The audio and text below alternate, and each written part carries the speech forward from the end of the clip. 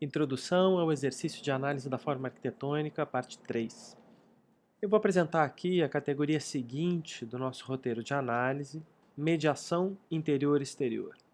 A gente não tinha certeza sobre qual deveria ser o nome dessa categoria. Pensamos que poderia se chamar casca, ou envelope, ou ainda, de maneira mais direta, fechamentos e aberturas. Se trata de uma análise dos limites externos do edifício, não em termos da sua composição visual, mas sim em termos do seu desempenho em estabelecer uma relação entre o dentro e o fora. Um dos propósitos fundamentais da construção é criar um ambiente protegido do sol ou da chuva, do frio, do calor, um ambiente que garanta uma espécie de segurança, um senso de proteção. Nesse caso, é fundamental a construção de limites que separem. Nesse caso, é fundamental a construção de limites que separem o ambiente interno do mundo exterior. No entanto, também é importante haver algum tipo de comunicação entre esses dois domínios. A construção de aberturas nessa casca exterior do edifício é indispensável para que possa penetrar a luz, para que possa haver algum tipo de ventilação, para que a gente possa pelo menos ingressar no edifício.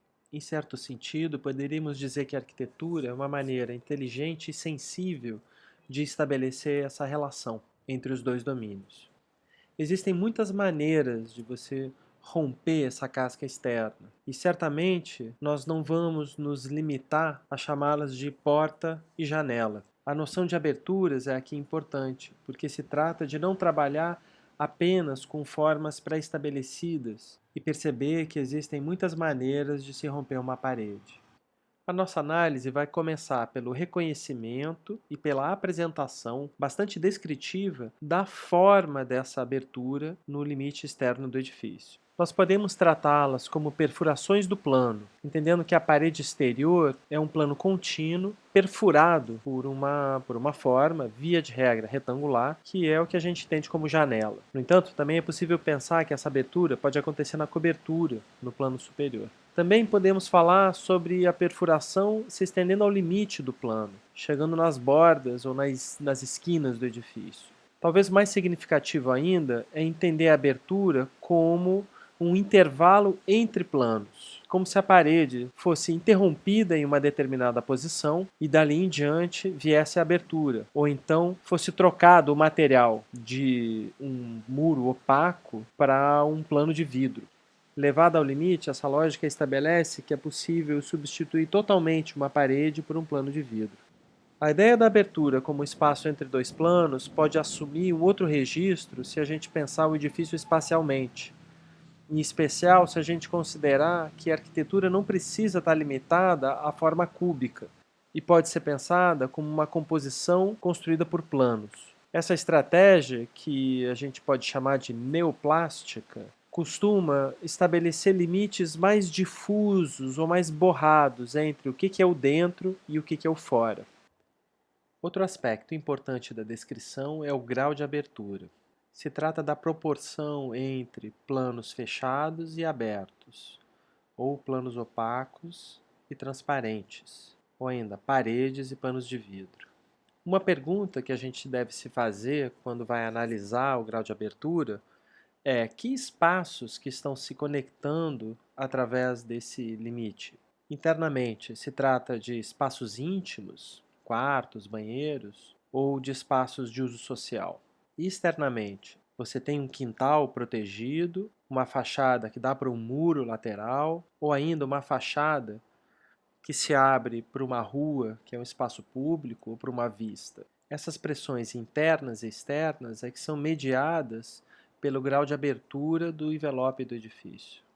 A casca externa do edifício não se constitui apenas por paredes e planos transparentes. Por vezes, essa interface é dilatada. Ela pode ser espessa, garantindo uma certa profundidade para a abertura, o que tem impacto no modo como a luz penetra e como a insolação incide dentro do edifício, ou pode ser acompanhada de outros elementos, como planos horizontais e verticais, que por vezes têm a função de proteger da incidência direta do sol. As aberturas podem ainda ser acompanhadas por elementos que podem ser descritos como filtros. É o caso dos famosos brises, ou brise-soleil, que em português quer dizer quebra-sol. São elementos que impedem a entrada da insolação direta, enquanto permitem a entrada da iluminação e também algum contato visual entre interior e exterior. Além disso, os panos de vidro podem ser acompanhados de elementos móveis, persianas ou cortinas no lado interno e toldos ou painéis venezianados no lado externo. Eles permitem que se modifique o tipo de mediação que a casca exterior estabelece entre dentro e fora, permitindo, por exemplo, resguardo num determinado horário do dia ou o obscurecimento do espaço interior. Bem, até agora eu havia falado de aspectos mais descritivos da anatomia, por assim dizer, da casca exterior. Agora eu vou tratar do desempenho que essa casca tem na mediação entre interior e exterior, ou seja, do que ela permite acontecer. Se trata aqui, na verdade, da essência da nossa análise. E eu vou levantar alguns aspectos que eu indico que devem ser observados por vocês e devem ser apresentados, essa é a nossa sugestão, através de comentários ao lado das fotografias do edifício. O que significa que a gente vai avaliar qualitativamente o desempenho de maneira estimativa, indicando o que a gente entende que está acontecendo ali a partir das fotos.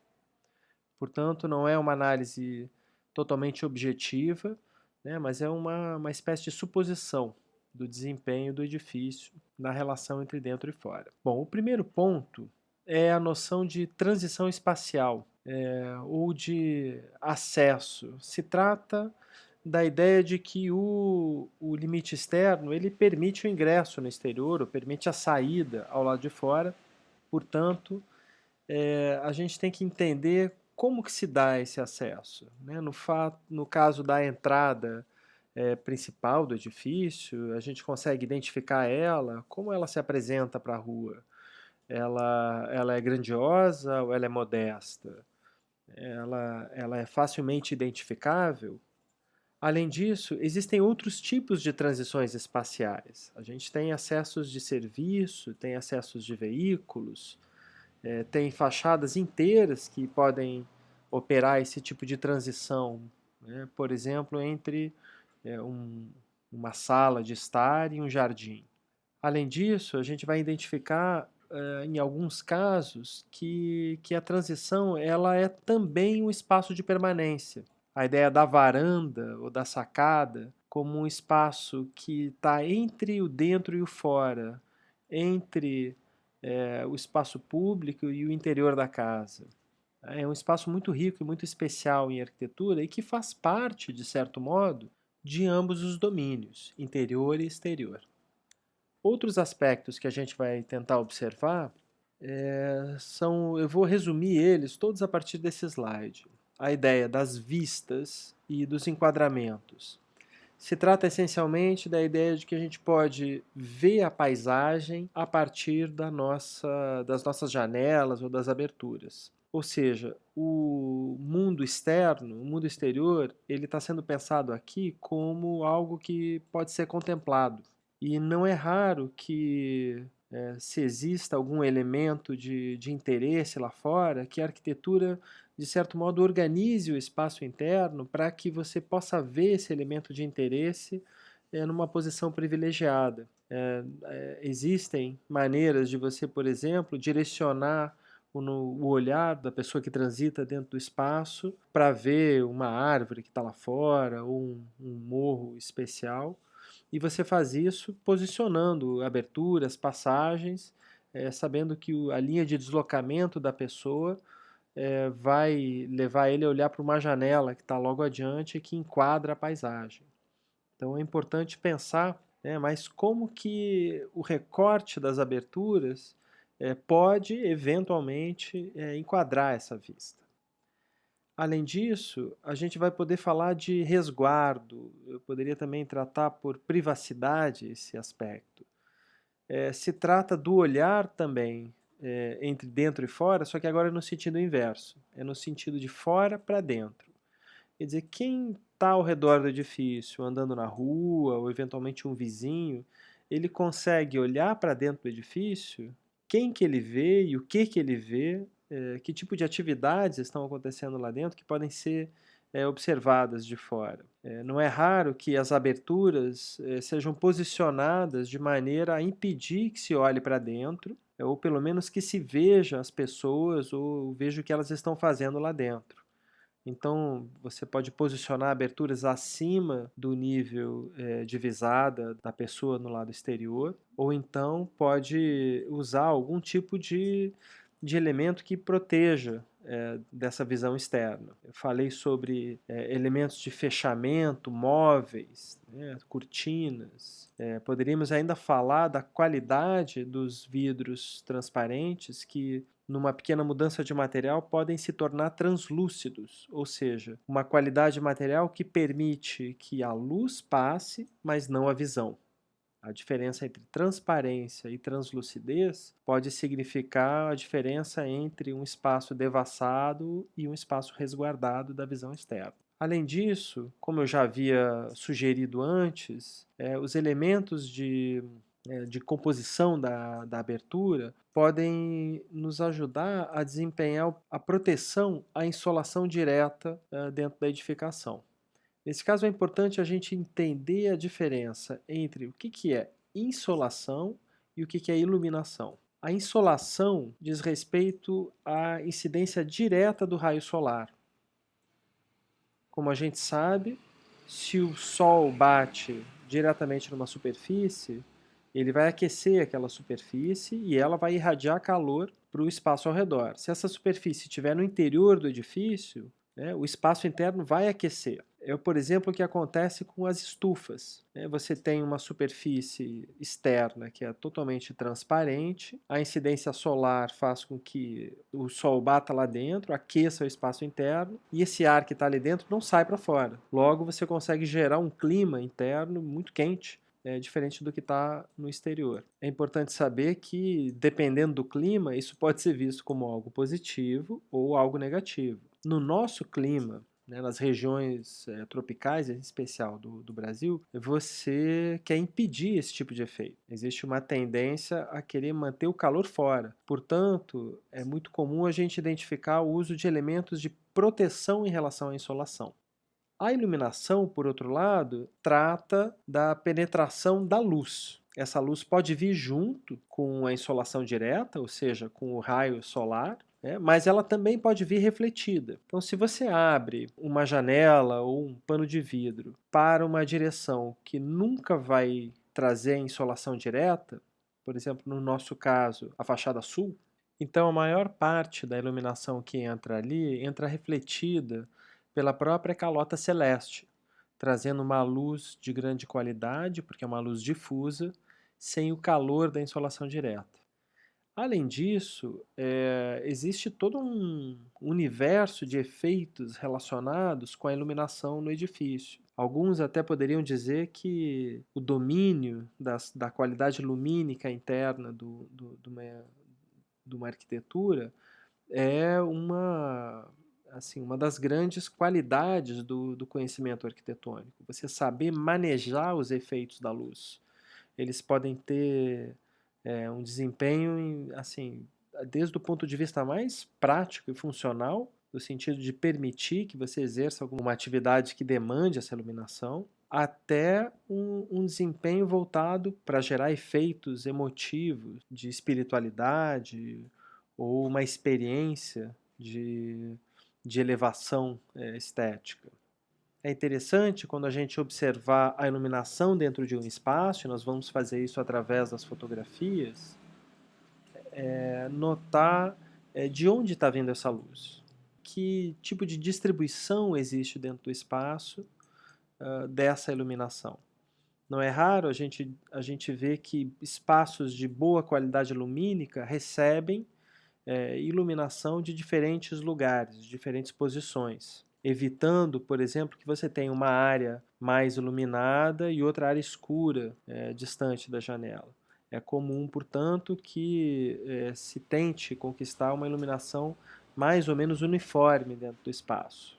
Por outro lado, para criar esses efeitos de dramaticidade ou de algum tipo de elevação de experiência sensorial, muitas vezes é necessário jogar com a falta de iluminação para que, por contraste, o espaço iluminado se destaque. Não sei se a gente vai encontrar isso nas nossas casas, mas fica como uma sugestão para poder pensar sobre o poder que tem a luz dentro da arquitetura. Finalmente, vamos poder falar sobre ventilação. Se trata de abrir a casca externa do edifício para permitir a troca de ar.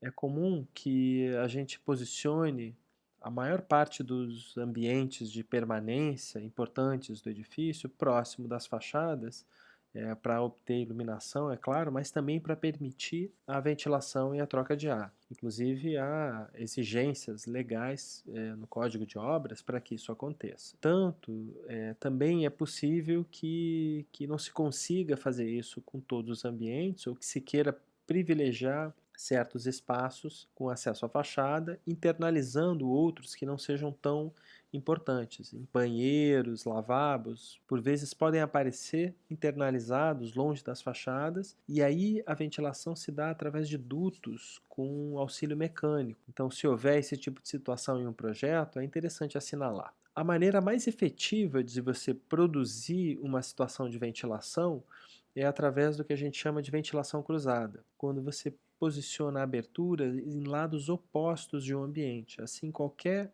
vento que soprar na direção do edifício vai poder penetrar no espaço e o ar que está presente ali vai sair no outro lado. É assim que você facilita a troca do calor ou até de um ar pestilento. Né? No período agora de pandemia, uma das exigências, por exemplo, para que se abram as escolas é a abundância de aberturas e a possibilidade de ventilação e troca do ar. Indo para Ribeirão Preto, a gente pode discutir essas relações interior e exterior a partir de uma análise das imagens, das fotografias e dos desenhos do projeto, plantas e cortes. Eu vou aqui tentar, assim, de maneira um pouco despretensiosa, mostrar para vocês como que esses temas podem ser discutidos e também representados graficamente. Existe um repertório muito mais rico do que esse que eu estou apresentando, de soluções gráficas para falar dos temas que estão sendo ditos, mas eu acredito que assim, uma análise de discussão sobre as fotos já possa trazer bastante informação para a gente. Bem, acessos. Aquele volume que está no térreo, que é uma espécie de canteiro elevado, que eu havia descrito anteriormente, é também uma espécie de muro para o espaço externo. Né? Então, o lote, o espaço da casa enquanto terreno, se separa da calçada por esse muro alto, né? Então não dá para ver lá dentro. Pensem que o fotógrafo nessa imagem está acima do nível de uma pessoa normal, em cima de um carro, de um muro da casa vizinha. Então se impede de ver o térreo, no entanto é possível ver o volume da casa elevado, o volume do espaço principal da casa elevado acima desse muro, desse canteiro. A porta de entrada propriamente dita no terreno, ela não tem nada de especial, é basicamente o espaço entre esse muro de arrimo, que é de bloco de concreto, e as laterais do terreno. Nesse canteiro elevado, existe ali uma pequena escada, né, e que indica que existe uma tentativa de fazer uma transição, de permitir essa transição entre o espaço da sala e um jardim que está próximo da calçada, né, e elevado em relação a ela, o que indica que talvez o arquiteto tenha aí provocado uma tentativa de estabelecer algum tipo de relação dos moradores com o espaço público. É uma cidade do interior, pode se remeter àquele hábito de você sentar né, na soleira da porta, na beira da calçada, conversar com as pessoas. Não sei se isso é efetivo, né, mas existe um potencial para que isso aconteça, uma espécie de jardim ao alcance do espaço público, né? Então, um espaço de permanência entre, né, o edifício e a calçada. Eu digo que isso está numa categoria de espaço de transição, né, entre o dentro e o fora. Bom, além disso, a porta de entrada do edifício propriamente dito, ela é marcada por essa laje, né, sobre a folha da porta, e a folha mesmo é de um material diferente, ela é opaca.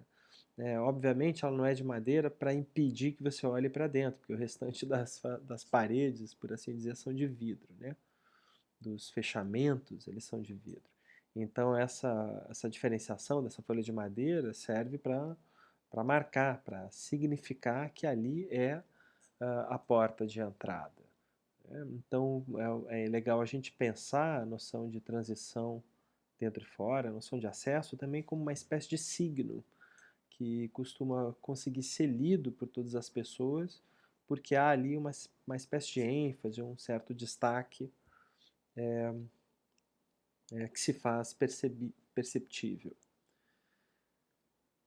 Bom, além disso, a gente pode falar sobre vistas e enquadramentos aqui. Bom, sem que se conheça o entorno com muitos detalhes, dá para saber, dá para entender que não há nada de muito especial em termos de paisagem logo aqui ao redor. No entanto, os arquitetos escolheram é, fazer uma abertura de grandíssimas dimensões nas fachadas frontais e a fachada posterior, ou seja, a fachada para o pátio dessa sala. Portanto, do ponto de vista descritivo, uma abertura que se dá entre os planos de cobertura de piso e paredes laterais, 100% vidro, inclusive nem caixilhos da esquadria existem, eles são vidros temperados, né, que não possuem necessidade de caixilharia muito pesada. Portanto, uma vontade muito grande de transparência, né, a vontade, portanto, também de trazer uma iluminação abundante para o interior do espaço, nesse primeiro volume, e certamente uma possibilidade de entrada de insolação direta em parte da tarde, né? Muito provavelmente mesmo no verão, durante horas da tarde, quando o sol começa a baixar, você tem uma entrada de insolação direta nessa sala pelo pátio. Provavelmente algum tipo de proteção móvel deve ser introduzida aí. Aqui eu trago para vocês uma imagem, um desenho que pode ser utilizado para descrever a proporção das aberturas em relação aos fechamentos, né? Se houvesse uma pequena janela, esse retângulo vermelho seria, né, restrito à posição da janela. Então é uma representação que a gente costuma chamar de cheios e vazios, a descrição dos planos que são totalmente opacos em comparação com aqueles que são as perfurações da fachada. Portanto, aí fica o aspecto descritivo e aqui a gente consegue ver o que acontece com a casa em outra ocasião, né, uma cortina pelo lado interno corre para produzir resguardo. Então tem uma questão de privacidade que já tinha sido mencionada, mas é que agora a gente vê que ela pode ser, de certo modo, enfrentada, enfrentada com a presença de um fechamento móvel na forma da cortina. E provavelmente existe algo semelhante na fachada que dá para o pátio, impedindo assim a entrada de insolação direta, pelo menos assim em boa parte do espaço. Eu não comentei antes, mas assim, do ponto de vista do desempenho térmico, é muito melhor você gerar um sombreamento do lado de fora do vidro. Por isso você vai ver brises ou cobogós, que é outro tipo de dispositivo de sombreamento, eles tendem a estar na extremidade externa do edifício e o espaço, o vidro, ele está recuado em relação a esses elementos de sombreamento. Não é o que acontece aqui. Aqui, provavelmente, a insolação passa do vidro, bate na cortina, e aí você fica com aquela cortina quente, tem o ar esquentando ali entre a cortina e o vidro, que fica um pouco dentro de casa. É melhor do que você pegar o sol, a insolação direta no chão, né? Mas é pior do que se você tivesse um toldo ou algum tipo de proteção à insolação do lado externo do vidro. Isso eu estou falando de uma fachada que a gente não está vendo, né? Essa fachada que a gente está vendo aqui é a fachada sul e certamente pega pouquíssima insolação direta. É uma fachada que tende a ser possível abrir totalmente, envidraçar totalmente, pelo menos no que diz respeito à questão da incidência solar.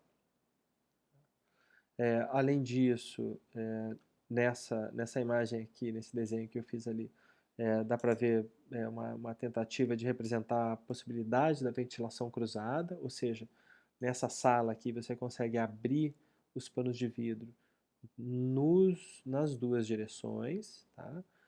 Estamos assumindo que os vidros que dão para a fachada do pátio podem ser abertos, tá? Nesse caso, ela geraria a possibilidade da ventilação cruzada.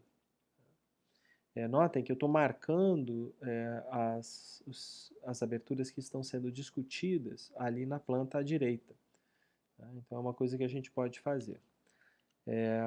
Agora, a gente pode ver o espaço interno, portanto, uma abundância de iluminação penetrando, né, por todos os lados, luz muito uniforme. E lá no fundo dá para ver a fachada interna ao pátio, que é a parede dos banheiros, né? E apesar dos banheiros estarem voltados para esse pátio, pelo que dá para ver na planta, apenas um deles tem ventilação direta, que é o banheiro principal do quarto do casal. Os outros provavelmente têm uma ventilação mecânica, que deve dar para cobertura. É uma suposição. Tá? E, além disso, eles provavelmente são iluminados através dessa fachada translúcida. Ou seja, esse vidro temperado, né, como todos os outros, que recebe um filme vinílico, provavelmente, algum filme que deve ser translúcido e que lá dentro do banheiro você deve receber uma iluminação através dessa fachada de vidro. No entanto, não dá para ver quem está lá dentro. Também é possível que, ao acender a luz internamente nesses banheiros durante a noite, essa fachada acenda. Eu estou supondo isso. Gostaria de ver uma foto dessas, deve ser interessante. Além disso, na fotografia, a gente pode ver a, a abertura da cozinha, ou seja, o único ponto do edifício em que ele se abre para a fachada lateral com uma abertura tão generosa é na cozinha, né, e a cozinha está escondida atrás dessa parede que não vai até o teto, portanto, ela precisa, é interessante que ela receba iluminação de outra fachada que não seja a fachada interna do pátio. Né, e por isso é feito esse rasgo horizontal muito grande na posição da cozinha, e dá para ver que a janela da cozinha ela vai do peitoril, ou seja, de uma altura normal de janela, mas ela vai até a cobertura, ela bate na laje. Né? Então, naquela descrição lá do Xing, é um recorte que toca nos limites do plano de fechamento. Bom, agora, a fachada de fundos, que é a fachada dos quartos, e também de um espaço ali que está descrito na planta como um escritório, mas que provavelmente assim, tem o potencial de se tornar um outro dormitório também. Então, essas aberturas nessa fachada se concentram em rasgos verticais, né, que vão do chão ao teto, e você vai ver que tem uma abertura para cada cômodo, para cada espaço, então elas são generosas na medida que elas permitem a iluminação, né, do chão ao teto. Por outro lado, elas têm a proporção em relação à fachada externa de menos da metade para cada compartimento. Um detalhe importante a mencionar é a presença desses planos venezianados do lado externo, ou seja, são planos de correr, que permitem você abrir ou fechar a iluminação, o fechamento exterior, fazendo com que seja possível obscurecer o quarto durante as horas da manhã, né?